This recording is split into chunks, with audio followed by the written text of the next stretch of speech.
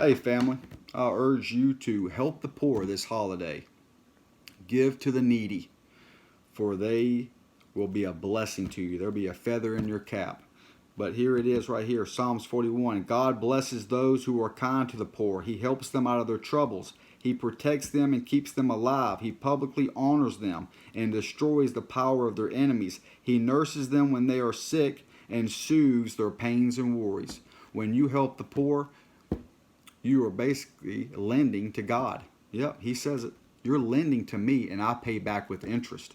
You're only benefiting you and your family household when you stop and you give to the poor. Whether or not you have that cash in your wallet, go take that ATM fee and go to that nearest bank and go take that $20, $40 out, whatever you want to give to them, and give it to them. For when you get sick, you'll be nursed back to health. When your enemy comes against you, whether that be your boss, whether that be someone in your house, whether that be an ex, and you've got to deal with family disputes and sharing children, whether that be relatives or step parents, whatever the case may be, he will soothe that. He will destroy the power of the enemy. If they deal harshly with you, he'll destroy that power.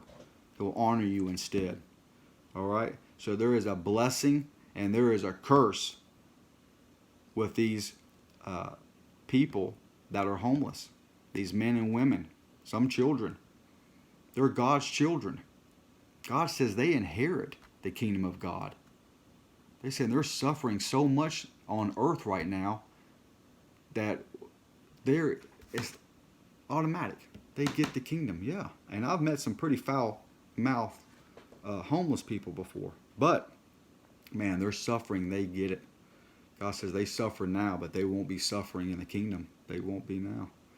Some of the people you talk to are homeless. They're not just battling homelessness. They're battling evil out there that comes and physically hurts them, harms them. There's people getting beat up every day that are homeless, getting robbed from other homeless people. They're battling cold temperatures. They're battling empty stomachs. They're battling that they were men and they couldn't make it in this world. They couldn't make it and sustain themselves. I mean, that's like a mental, that's like degrading yourself every day. Man, what happened? Why did this happen to me? Why couldn't I maintain a job? Why couldn't I get it together, God? All right, they've been dealt a harsh hand, but you can ease some of that pain if people would fear God and know that when you cried out to God and you passed them by, God is not going to hear your cries. He's not going to soothe your pain. He's going to give you restless nights. For when you lend to them, you have so much going for you that you're showing and demonstrating wisdom as well. You know, wisdom is right and wrong. First steps of that is fearing God. So when you fear God, to know when you pass the poor on the city, or you say, man, that's a sketchy guy. Man, if he's out there and he made the time to make the sign, stop and help the man. You're only hurting yourself, or you're only blessing yourself and your family. Okay? But that wisdom falls under this. Have two goals. Wisdom that is knowing and doing right, and common sense. Don't let them slip away, for they fill you with living energy and are a feather in your cap. They keep you safe from defeat and disaster and from stumbling off the trail. With them on guard, you can sleep without fear.